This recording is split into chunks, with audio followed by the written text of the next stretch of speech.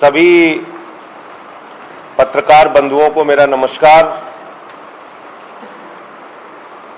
आज की ये पत्रकार वार्ता हाथरस की गुड़िया के साथ, उनके परिवार के साथ, उनके समाज के साथ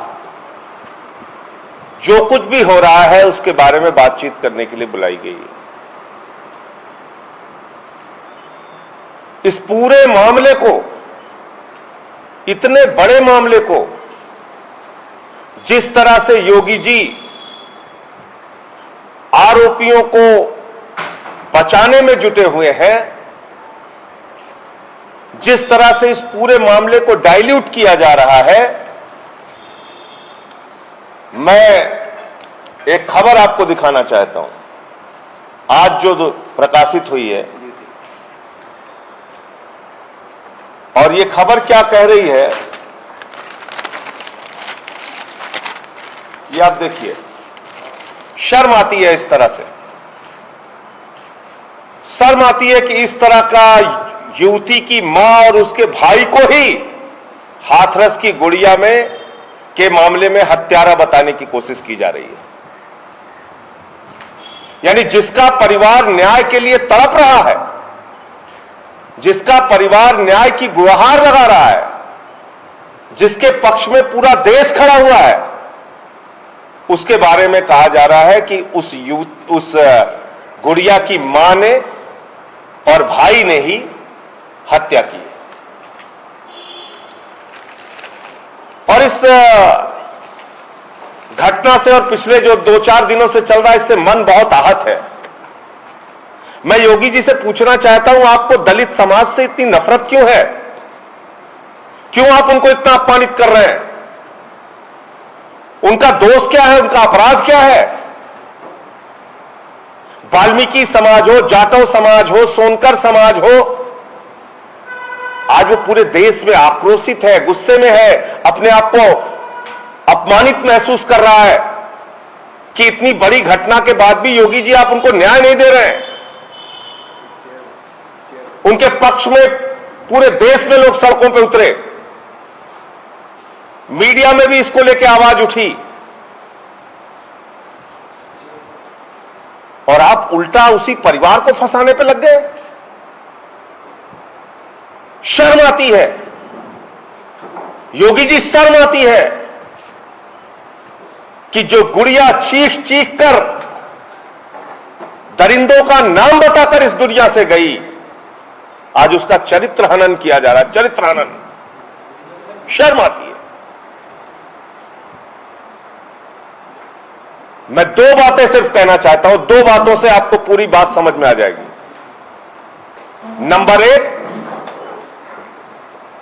कोई भी हत्या के मामले की जांच, बलात्कार के मामले की जांच मजाक से नहीं चलती है, मनगढ़ंत कहानियों से नहीं चलती है, योगी जी आपके तोड़ने मरोड़ने से नहीं चलती है। जांच चलती है तथ्यों के आधार पे, एविडेंस के आधार पे। और जो सबसे बड़ा प्रमाण है, नंबर 1, हाथरस की गुड़िया का डाइंग डिक्लेरेशन, यानी मरने से पूर्व दिया गया उसका बयान, जिसमें उसने बताया कि उसके साथ बलात्कार हुआ है। क्या कारण है आपके पास उस बयान को न मानने का, जिस बयान को सुप्रीम कोर्ट भी मानता है? क्या कारण है आप बताइए? यह कारण है कि वो दलित समाज से आने वाली एक गरीब बेटी थी। यह कारण है कि आप आरोपियों को बचाना चाहते हैं। एक गरीब बेटी की और उसकी पुकार और उसके द्वारा दिए गए बयान को आप सुनना नहीं चाहते। योगी जी बताइए क्या कारण है? उसका डाइंग डिक्लेरेशन है, जिसको सुप्रीम कोर्ट भी मानता है, माननीय सर्वोच्च न्यायालय भी कहता है मरने से पूर्व दिया गया बयान सबसे बड़ा एविडेंस माना जाएगा। नंबर 1। और नंबर 2, मैं आप लोगों को अभी ये रिपोर्ट देता हूं, मेडिको लीगल रिपोर्ट दीजिए आप। यह है Aligarh medical college Jawaharlal Nehru medical college Aligarh के डॉक्टर की 22 सितंबर की रिपोर्ट। इसको कोई अखबार क्यों नहीं छाप रहा है? इसको कोई मीडिया क्यों नहीं दिखा रहा है? इसको कोई टीवी चैनल क्यों नहीं दिखा रहा है जिसमें 22 सितंबर को रेप की पुष्टि हुई है? यह है वो मेडिको लीगल रिपोर्ट, यह है वो मेडिकल रिपोर्ट जिसमें रेप की पुष्टि हुई है। इसको नहीं दिखाया जा रहा है। अब आप मुझे बताइए, एक तरफ उस हाथरस की गुड़िया का बयान है, दूसरी तरफ ये 22 सितंबर का जब वो अस्पताल में थी, जवाहरलाल नेहरू मेडिकल कॉलेज में थी, अलीगढ़ में थी, उस समय की उसकी मेडिको लीगल रिपोर्ट है, चिकित्सीय जांच की रिपोर्ट है जिसमें कहा गया है कि उसके साथ रेप हुआ है, रेप की पुष्टि हुई है। ये दोनों बातें आप नहीं मान रहे हैं? इन दोनों बातों को आप स्वीकार नहीं कर रहे हैं और दुनिया भर की आप बातें कर रहे हैं कि साहब अंतर्राष्ट्रीय साजिश थी और दंगा भड़काना चाहते हैं, नफरत फैलाने, क्या क्या बातें आप कर रहे हैं? कहां इस पूरी जांच को लेकर जा रहे हैं योगी जी अपनी राजनीति के चक्कर में? उस परिवार का अपराध यह है कि वो एक गरीब दलित परिवार है, इसलिए आज उसको सब मिलकर अपमानित करने पे लगे हुए हैं। मैं पूछना चाहता हूं, जब ये दो बड़े प्रमाण आपके पास हैं तो क्या कारण है कि अभी भी उस गुड़िया का चरित्र हनन किया जा रहा है? रात में 2 बजे जबरन उसकी लाश जला दी जाती है। मैं संस्कार नहीं कहूंगा क्योंकि संस्कार तो हुआ नहीं, मां बिलखती रही, एक बार चेहरा तो दिखा दो। संस्कार नहीं हुआ योगी जी, उसको जला दिया आपके प्रशासन ने, पेट्रोल छिड़क के जला दिया, सारे एविडेंस मिट गए, सारे प्रमाण सबूत मिटा दिए, फिर कह रहे हैं रेप नहीं हुआ। तो ये दो, जो उस गुड़िया का बयान था और जो ये मेडिकल रिपोर्ट है, ये दोनों क्या है? ये दोनों रिपोर्ट, ये दोनों क्यों नहीं मान रहे? आप क्या कारण है आपके पास? और आपकी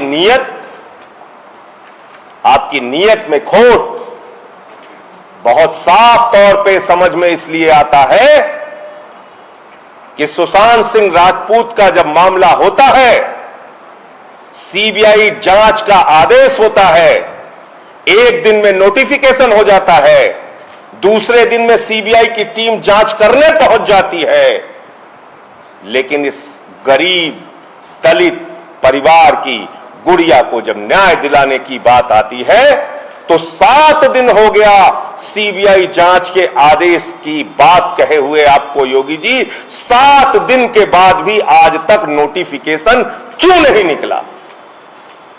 इसका मतलब आपके अपनी एसआईटी के माध्यम से आप उन आरोपियों को बचाना चाहते हैं और इस पूरे मामले पर पर्दा डालना चाहते हैं, इस पूरे मामले को खत्म करना चाहते हैं।